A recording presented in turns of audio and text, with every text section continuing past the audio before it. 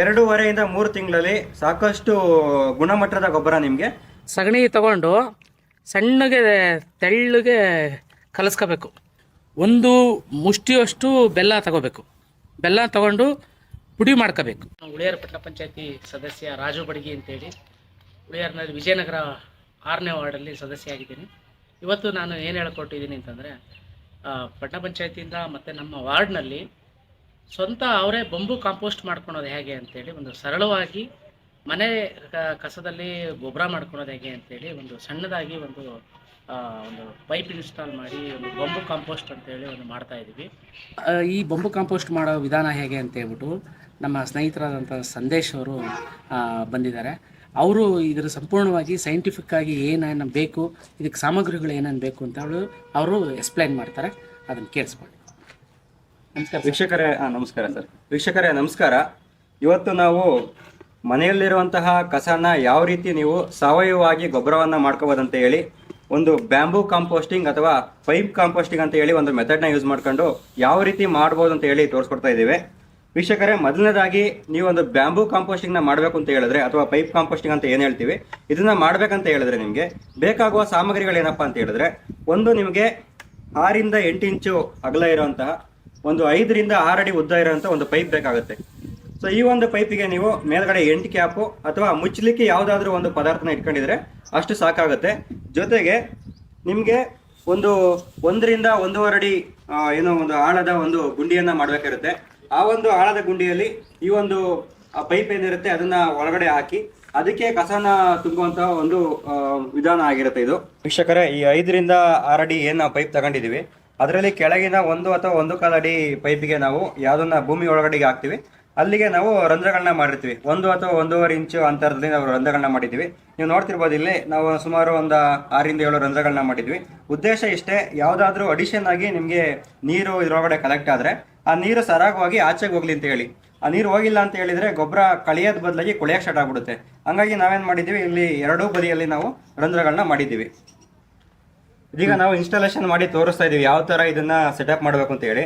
ಈ ಪೈಪನ್ನು ನಾವು 1 ರಿಂದ 1.25 ಅಡಿ ಒಳಗಡಿಕೆ ಹಾಕಿ ಅದಕ್ಕೆ ಮಣ್ಣನ್ನ ಮುಚ್ತಾ ಇದೀವಿ. ಅಂದ್ರೆ ಬಿಗಿಯಾಗಿ ನಿಲ್ಲೋ ತರ ಹೇಳಿ ಭೂಮಿ ಒಳಗಡಿಕೆ ಹಾಕಿ ಮಣ್ಣನ್ನ ಮುಚ್ತಾ ಇದೀವಿ.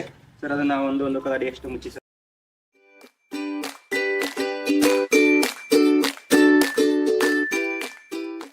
ನಾವು ಇನ್ಸ್ಟಾಲ್ ಮಾಡಿದ್ದೀವಿ. ಇದಕ್ಕೆ ಮೊದಲನೇ ದಿನದಿಂದ ಯಾವ ಥರ ತುಂಬಬೇಕು ಅಂತ ನಾನು ಹೇಳಿ ತೋರಿಸ್ಕೊಡ್ತಾ ಇದ್ದೀನಿ. ನಾವು ಇದಕ್ಕೆ ಮೊದಲನೇದಾಗಿ ಸಗಣಿ ರಾಳನ್ನು ಹಾಕ್ತೀವಿ. ಸಗಣಿ ಮತ್ತು ಬೆಲ್ಲ ಮಿಶ್ರಣ ಮಾಡಿ ಹಾಕ್ತೀವಿ. ಅಂದರೆ ಒಂದು 2 ರಿಂದ 3 ಇಡಿ ಸಗಣಿ ಮತ್ತು ಅದಕ್ಕೆ 1 ಇಡಿಯಷ್ಟು ಬೆಲ್ಲ.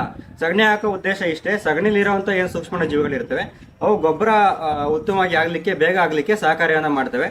ಬೆಲ್ಲ ಹಾಕೋದ್ರೆ ಏನಾಗುತ್ತೆ, ಆ ಸೂಕ್ಷ್ಮ ಜೀವಿಗಳು ಏನಿರ್ತವೆ ಅವು 1 ಇರೋದು 10 ಆಗಲಿಕ್ಕೆ, 10 ಇರೋದು 100 ಆಗಲಿಕ್ಕೆ, ಅದರ ಮಲ್ಟಿಪ್ಲಿಕೇಶನ್ಗೆ ಹೆಲ್ಪ್ ಮಾಡ್ತವೆ. ಹಾಗಾಗಿ ನಾವು ಸಗಣಿ ರಾಳನ್ನು ಇಲ್ಲಿ ಹಾಕ್ತಿದ್ದೀವಿ ಇವತ್ತು. ಸರ್, ಅದು ಹಾಕಿ ಸರ್.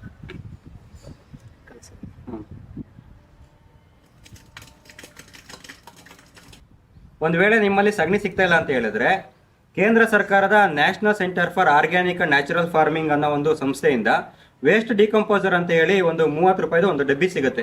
ಅದರಲ್ಲೂ ಕೂಡ ಸಗಣಿಯಲ್ಲಿ ಇರುವಂಥ ಒಂದು ಸೂಕ್ಷ್ಮ ಜೀವಿಗಳು ಏನಿದೆ, ಅಂದರೆ ಗೊಬ್ಬರ ಆಗಲಿಕ್ಕೆ ಯಾವ ಒಂದು ಅವಶ್ಯಕತೆ ಇರುವಂಥ ಸೂಕ್ಷ್ಮ ಜೀವಿಗಳು ಇದ್ದಾವೆ, ಅವು ನಿಮಗೆ ಕೇವಲ 30 ರೂಪಾಯಿ ಡಬ್ಬಿ ಸಿಗುತ್ತೆ. ಅದನ್ನು ಕೂಡ ನೀವು ಬಳಸ್ಕೋಬೋದಾಗಿರುತ್ತೆ. ಇಲ್ಲೇ ಸ್ಥಳೀಯವಾಗಿ ಸಿಗುವಂಥ ಒಂದು ಇಡಿ ಅಥವಾ 2 ಇಡಿ ಮಣ್ಣು ಕೂಡ ಹಾಕ್ತೀವಿ ನಾವು. ಅದಕ್ಕೆ ಮಣ್ಣು ಹಾಕೋ ಉದ್ದೇಶ ಏನಪ್ಪಾ ಅಂತ ಹೇಳಿದ್ರೆ, ಅಲ್ಲಿರೋ ಕೂಡ ಸೂಕ್ಷ್ಮ ಜೀವಿಗಳು ಏನಿರ್ತವೆ ಅವು ನಮಗೆ ಗೊಬ್ಬರ ಆಗಲಿಕ್ಕೆ ಸ್ವಲ್ಪ ಸಹಕಾರಿಯಾಗಿರ್ತವೆ. ಹಾಗಾಗಿ ನಾವು ಆ ಮಣ್ಣನ್ನು ಹಾಕ್ತೀವಿ 1 ಅಥವಾ 2 ಇಡಿ. ಅದ್ರ ಜೊತೆಗೆ ಯಾವುದೇ ಒಂದು ಹಸಿ ಗೊಬ್ಬರ ಉತ್ತಮವಾಗಿ ಗೊಬ್ಬರ ಆಗ್ಬೇಕಂತ ಹೇಳಿದ್ರೆ ಸ್ವಲ್ಪ ಒಣ ಅಂಶ ಇರೋದು ಅಷ್ಟೇ ಅಗತ್ಯ ಆಗಿರುತ್ತೆ. ಹಾಗಾಗಿ ನಾವು ಒಣ ಪದಾರ್ಥನ ಕೂಡ ಇಲ್ಲಿ ಹಾಕ್ತಾ ಇದೀವಿ.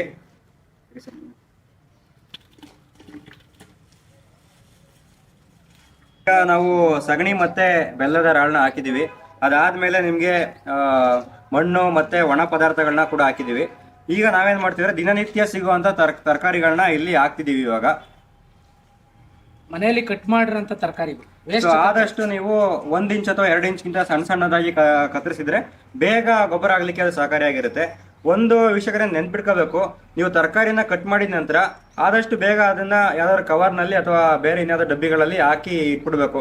ನೀವೇನಾದ್ರೂ ತರಕಾರಿನ ಕಟ್ ಮಾಡಿ ಹಂಗೆ ಬಿಟ್ರೆ ಅದ್ರ ಮೇಲೆ ನೊಣಗಳು ಬಂದು ಮೊಟ್ಟೆಕ್ಕೆ ಏನಾಗುತ್ತೆ, ಆ ಮೊಟ್ಟೆಗಳು ಇಲ್ಲಿ ಮರಿಗಳಾಗಿ ಅಲ್ಲಿ ಏನಾಗುತ್ತೆ, ನಿಮಗೆ ಸ್ಮೆಲ್ ಬರ್ಲಿಕ್ಕೆ ಸ್ಟಾರ್ಟ್ ಆಗುತ್ತೆ. ಸೊ ನೀವೇನು ಮಾಡ್ಬೇಕಂದ್ರೆ ತರಕಾರಿನ ಕಟ್ ಮಾಡಿದ ತಕ್ಷಣ ಆದಷ್ಟು ಬೇಗ ಅದನ್ನ ತರಕಾರಿ ಕಸನ ಹಾಕ್ಲಿಕ್ಕೆ ಇಟ್ಟಿರುವಂಥ ಡಬ್ಬಿಗಳಲ್ಲಿ ಅಥವಾ ಕವರ್ನಲ್ಲಿ ತಂದು ಈ ಡಬ್ಬಿಗೆ ಹಾಕಬೇಕಾಗತ್ತೆ. ಈ ಒಂದು ಪೈಪ್ ಕಾಂಪೋಸ್ಟಿಂಗ್ ಮಾಡಬೇಕಾದ್ರೆ ನೀವು ಜಾಗವನ್ನ ಸೆಲೆಕ್ಟ್ ಮಾಡಬೇಕಾದ್ರೆ ಸ್ವಲ್ಪ ಸೂಕ್ಷ್ಮವಾಗಿರ್ಬೇಕು.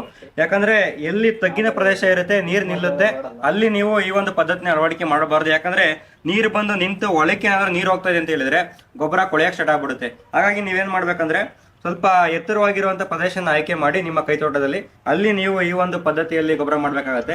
ಒಂದು ವೇಳೆ ಕೆಳಗೆ ತೇವಾಂಶ ಇಲ್ಲ, ತುಂಬಾ ಬರಡಾಗಿದೆ ಭೂಮಿ ಅಂತ ಹೇಳಿದ್ರೆ 1 ಅಥವಾ 2 ಲೀಟರ್ ನೀರನ್ನ ನೀವು ಅವಾಗ ಅಂದ್ರೆ ಒಂದು 3 ದಿನಕ್ಕೋ 4 ದಿನಕ್ಕೋ 1 ಅಥವಾ 2 ಲೀಟರ್ ನೀರನ್ನ ಹಾಕಿದ್ರೆ ನಿಮಗೆ ಉತ್ತಮ ಗುಣಮಟ್ಟದ ಗೊಬ್ಬರ ಮಾಡಲಿಕ್ಕೆ ಸಹಕಾರಿಯಾಗುತ್ತೆ. ಒಂದ್ ವೇಳೆ ನಿಮ್ಗೆ ಈ ತರ 1 ಅಥವಾ 1.5 ಅಡಿ ಜಾಗ ಸಿಗ್ಲಿಲ್ಲ ಅಂತ ಹೇಳಿದ್ರೆ, ಅಂದ್ರೆ ಭೂಮಿ ಒಳಗೆ ಹಾಕಲಿಕ್ಕೆ ಜಾಗ ಸಿಗ್ಲಿಲ್ಲ ಅಂತ ಹೇಳಿದ್ರೆ ನಿಮ್ಗೆ, ನೀವು ಬಕೆಟ್ ನಲ್ಲೇ ಕೂಡ ಈ ಒಂದು ಪದ್ಧತಿಯಲ್ಲಿ ಗೊಬ್ಬರವನ್ನ ಮಾಡಬಹುದು. ನೀವು ಸ್ಕ್ರೀನ್ ಮೇಲೆ ಫೋಟೋ ನೋಡ್ತಿದ್ದೀರಾ, ಆ ತರ ಬಕೆಟ್ ನಲ್ಲೂ ಕೂಡ ನೀವು ಇದನ್ನ ಮಾಡಬಹುದಾಗಿರುತ್ತೆ. ಜೊತೆಗೆ ಏನಪ್ಪಾ ಅಂತ ಹೇಳಿದ್ರೆ, ನೀವು ಪ್ರತಿದಿನ ಏನು ಹಸಿ ಕಸ ಬರ್ತಿರುತ್ತೆ ಅದನ್ನ ಹಾಕೋರ ಜೊತೆಗೆ 3 ರಿಂದ 4 ದಿನಕ್ಕೊಮ್ಮೆ ಏನ್ ಮಾಡ್ಬೇಕಂದ್ರೆ ಒಣ ಕಸ ಏನಾದ್ರೆ ಒಣ ಎಲೆಗಳು ಅಥವಾ ಒಣ ಕಸ ಏನಿರುತ್ತೆ ಆ ಒಂದು ಕಸ ಜೊತೆಗೆ 1 ಅಡಿ 2 ಅಡಿ ಮಣ್ಣನ್ನ ಹಾಕೊಂಡ್ ಬಂದು ವಾರಕ್ಕೊಂದ್ಸಲ ನೀವು ಸಗಣಿ ಮತ್ತೆ ಬೆಲ್ಲದ್ರಾಳನ್ನ ನೀವು ಹಾಕೊಂಡ್ ಬಂದ್ರೆ ನಿಮ್ಗೆ 2.5 ರಿಂದ 3 ತಿಂಗಳಲ್ಲಿ ಸಾಕಷ್ಟು ಗುಣಮಟ್ಟದ ಗೊಬ್ಬರ ನಿಮ್ಗೆ ಬಳಸಲಿಕ್ಕೆ ಸಿದ್ಧವಾಗುತ್ತೆ. ಅದೇ ಗೊಬ್ಬರನ ನೀವೇನ್ ಮಾಡ್ಬೋದು, ನಿಮ್ಮ ಕೈತೋಟ ಏನಿರುತ್ತೆ, ಹೂವಿನ ಗಿಡಗಳಿರ್ತವೆ ಅಥವಾ ತರಕಾರಿ ಗಿಡಗಳು ಏನ್ ಮಾಡಿರ್ತೀರಾ ಅಲ್ಲಿ ಹಾಕೋಬೋದಿರುತ್ತೆ. ಮತ್ತೆ ಇದ್ರ ಜೊತೆಗೆ ಇವರೇ ಏನ್ ಮಾಡ್ತಿದ್ದಾರೆ ಅಂತ ಹೇಳಿದ್ರೆ, ಯಾರು ಉತ್ತಮ ಗುಣಮಟ್ಟದ ಗೊಬ್ಬರವನ್ನ ಮಾಡ್ತಿದ್ದಾರೆ ಅದನ್ನ ಕೆಜಿಗೆ ಇಂದಿಷ್ಟು ಹಣ ಅಂತ ಕೊಟ್ಟು ಅದನ್ನ ಏನೋ ಖರೀದಿಯನ್ನ ಮಾಡುವಂತ ಒಂದು ಕೆಲಸನ ಕೂಡ ಮಾಡ್ತಿದ್ದಾರೆ. ಹಾಗಾಗಿ ದಯವಿಟ್ಟು ನಗರ ಪ್ರದೇಶದ ಜನಗಳು ಈ ಒಂದು ಪದ್ಧತಿಯಲ್ಲಿ ಕಸನ ನೀವು ವಿಲೇವಾರಿ ಮಾಡುವಂತ ಒಂದು ಮಾರ್ಗನ ಹುಡಿಕೊಂಡ್ರೆ ನಿಮ್ಗೆ 2-3 ದಿನ ಯಾರಾದ್ರೂ ಕಸ ತಗೊಳ್ಳೋರು ಬಂದಿಲ್ಲ ಅಂತ ಹೇಳೋ ಸಂದರ್ಭದಲ್ಲಿ ಸಾಕಷ್ಟು ಸರಿ ಪ್ರಮಾಣದಲ್ಲಿ ನೀವು ಈ ಒಂದು ಕಸನ ವಿಲೇವಾರಿ ಮಾಡುವಂತ ಒಂದು ಅವಕಾಶ ಸಿಕ್ಕಿರುತ್ತೆ ನಿಮ್ಗೆ. ಇದು ಪಟ್ಟಣ ಪಂಚಾಯತಿಯಿಂದ ನಮ್ಮ ವಾರ್ಡ್ನಲ್ಲಿ ಮಾಡ್ತಿರೋ ಉದ್ದೇಶ ಏನು ಅಂದರೆ, ಇದು ಕಸ ಮನೇಲಿ ಅವರೇ ಗೊಬ್ಬರ ಮಾಡ್ಕೊಳ್ಳೋದಕ್ಕೆ ಒಂದು ಉದ್ದೇಶ ಆದರೆ, ಮತ್ತು ಇದು ಮಾಡೋ ಈಗ ನಿಮಗೆ ಜಾಗ ನಮಗೆ ಅಷ್ಟು ಬೇಕು ಇಷ್ಟು ಬೇಕು ಅಂತ ಏನು ಹೇಳೋ ಅಂತ ಇದಿರಲ್ಲ. ಹೇಗಿರುತ್ತೆ ಅಂತಂದರೆ, ನೀವು ಮನೆ ಕನ್ಸೂರೆನ್ಸಿ ಇರುತ್ತಲ್ಲ, 1.5 ಅಡಿ ಮನೆ ಅಕ್ಕಪಕ್ಕ ಜಾಗ ಇದ್ದೇ ಇರ್ತದೆ, ಮುಂದ್ಗಡೆ ಇರ್ತದೆ, ಕಾಂಪೌಂಡ್ ಇರ್ತದೆ. ಈ ಮನೆ ಗಲ್ಲಿನಲ್ಲಿ ಒಂದು 6 ಇಂಚಿಂದ ಒಂದು 8 ಇಂಚ್ವರೆಗೂ ಜಾಗ ಇದ್ದೇ ಇರುತ್ತೆ, ಯಾವ ಮನೆ ಆದ್ರೂ ಜಾಗ ಇದ್ದೇ ಇರುತ್ತೆ. ಇದು ಮಾಡ್ಕೊಳ್ಳಿ, ನಿಮಗೆ ಅನುಕೂಲ ಆಗ್ತದೆ. ಮತ್ತು ಇದು ಗೊಬ್ಬರ ನೀವು ಬಳಸ್ಕೊಳ್ಳಲ್ಲ ಅಂತ ಅನ್ನೋ ಪ್ರಶ್ನೆ ಬಂದರೆ ನಾವೇ ಇದನ್ನು ಖರೀದಿ ಮಾಡ್ತೀವಿ. ಬಹುಶಃ ಇದು ಒಂದು 15 kg ಬರ್ತದೆ ಒಂದು ಬಂಬುವಿಂದ. ಇನ್ನೊಂದು ಒಂದು 8 ರಿಂದ 10 ರೂಪಾಯಿ ತನಕ ಇದಕ್ಕೆ ಬೆಲೆ ಸಿಗುತ್ತೆ. ಈಗ ನೀವಾರ ಬಳಸ್ಕೊಳ್ಳಿ, ಇಲ್ಲಾಂದರೆ ಇದನ್ನು ಪ್ಯೂರ್ಲಿ ಆರ್ಗ್ಯಾನಿಕ್ ಗೊಬ್ಬರ ಆಗಿರೋದ್ರಿಂದ ಇದನ್ನು ಖರೀದಿ ಮಾಡೋವಂಥ ಜನರಿದ್ದಾರೆ.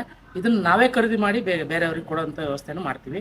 ಇದು ಎಲ್ಲರೂ ಗ್ರಾಮ ಪಂಚಾಯತಿ, ಇದು ನಮ್ಮ ಪಟ್ಟಣ ಪಂಚಾಯತಿ ಆಗಿರೋದ್ರಿಂದ ಎಲ್ಲ ಮನೆಯಲ್ಲೂ ಇದು ಮಾಡ್ಕೊಳ್ಳಿ ಅಂತ ಹೇಳಿ, ಇದಕ್ಕೆ ಸಹಾಯಧನ ಆಗಲಿ ಪ್ರೋತ್ಸಾಹಧನ ಆಗಲಿ ಇದನ್ನು ನಾವು ಸರ್ಕಾರಕ್ಕೆ ಇದನ್ನು ಈ ಥರದ್ದೊಂದು ಮಾಡ್ತಾ ಇದ್ದೀವಿ ಅಂತೇಳಿ ಸರ್ಕಾರಕ್ಕೆ ಒತ್ತಾಕಿ ಇದರಿಂದ ಸಹಾಯಧನ ಸಿಗೋವಂಥ ವ್ಯವಸ್ಥೆನೂ ಸರ್ಕಾರ ಗಮನಕ್ಕೆ ತರಬೇಕು ಅನ್ನೋದೊಂದು ಸಣ್ಣ ಪ್ರಯತ್ನವೂ ಕೂಡ ಇದು ಆಗಿರ್ತದೆ.